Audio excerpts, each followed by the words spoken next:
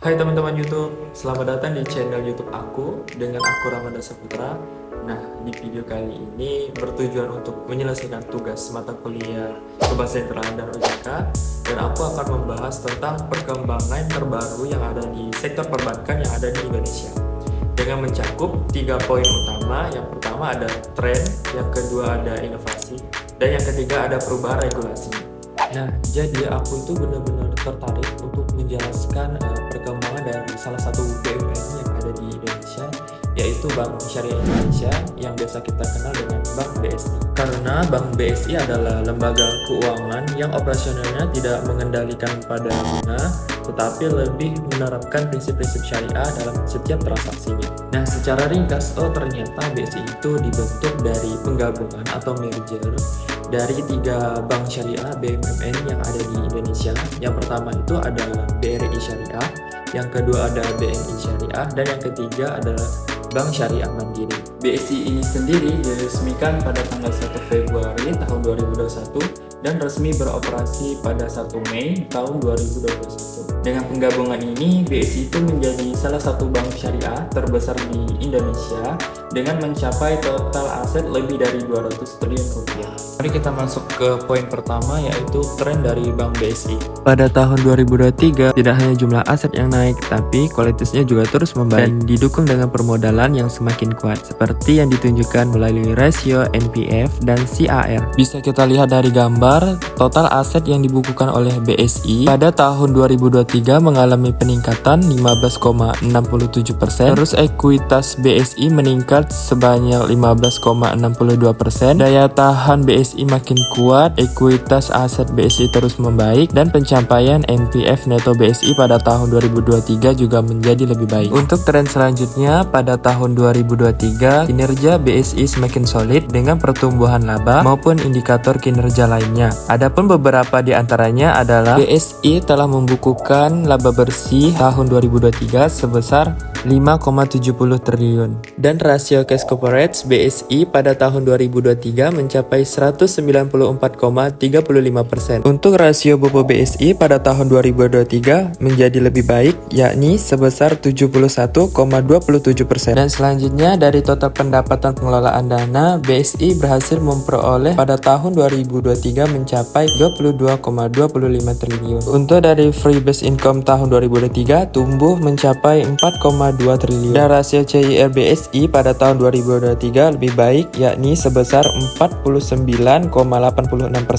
Dan sekarang kita masuk ke poin 2, yaitu inovasi.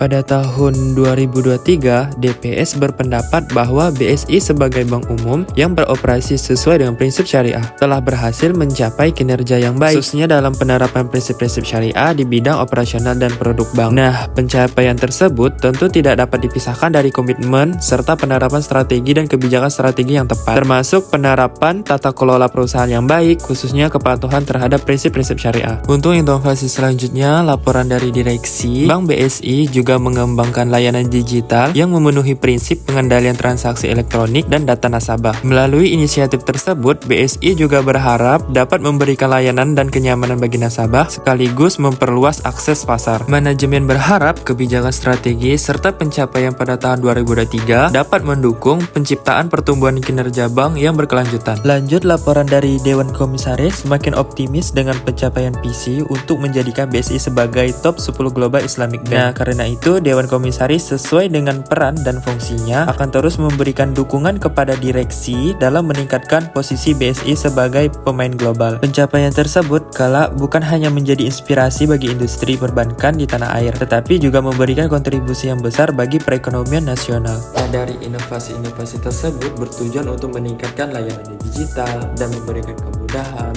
serta kenyamanan yang baru dalam bertransaksi bagi nasabah sesuai dengan prinsip-prinsip syariah. Lanjut ke poin ketiga, yaitu perubahan regulasi yang terbaru pada Bank BSI. Berdasarkan data yang terakhir dari Otoritas Jasa Keuangan atau OJK, hingga Agustus tahun 2023, beberapa perubahan regulasi terkini pada industri perbankan syariah di Indonesia. Yang pertama itu ada penerapan kualitas aset produktif dan pembentukan penyelisihan penghapusan aset atau PPA. Untuk yang kedua ada tata kelola terintegrasi konglomerasi keuangan syariah.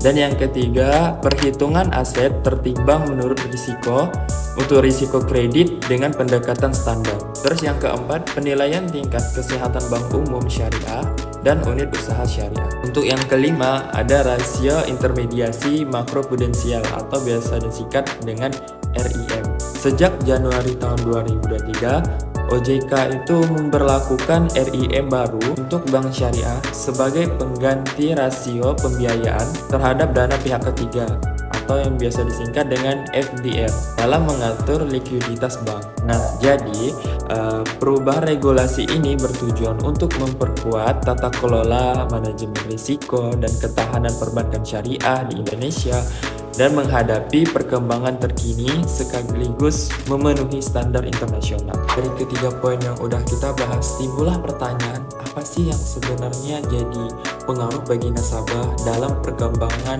terbaru yang ada di Bank BSI? Yang pertama, memberikan kemudahan dalam bertransaksi.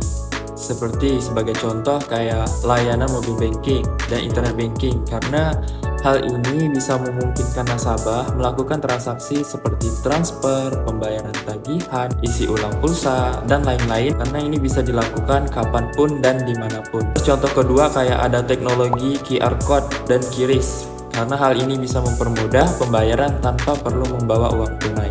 Untuk yang ketiga yaitu adanya layanan secara personal yang di sini dimana bisa kita bilang bahwa nasabah itu dengan menawarkan produk dan layanan yang sesuai preferensi dari Bank BSI, jadi nasabah yang udah kita prioritaskan atau premium, jadi dia mendapatkan perlakuan secara khusus dari Bank BSI. Yang keempat ada efisiensi biaya. Di sini pengurangan biaya bisa dimanfaatkan untuk menurunkan biaya layanan bagi nasabah. Nah, yang kelima itu ada keamanan secara berlapis, di mana enkripsi data, integrasi dengan vintage dan teknologi anti-phone untuk mendeteksi aktivitas yang mencurigakan. Nah, jadi kesimpulannya itu BSI itu bisa memberikan berbagai kemudahan, akses, layanan personal, efisiensi, dan peningkatan keamanan bagi nasabah. Namun di sisi lain ada juga tantangan adaptasinya dari keamanan data serta kekurangannya interaksi personal yang perlu diatasi dengan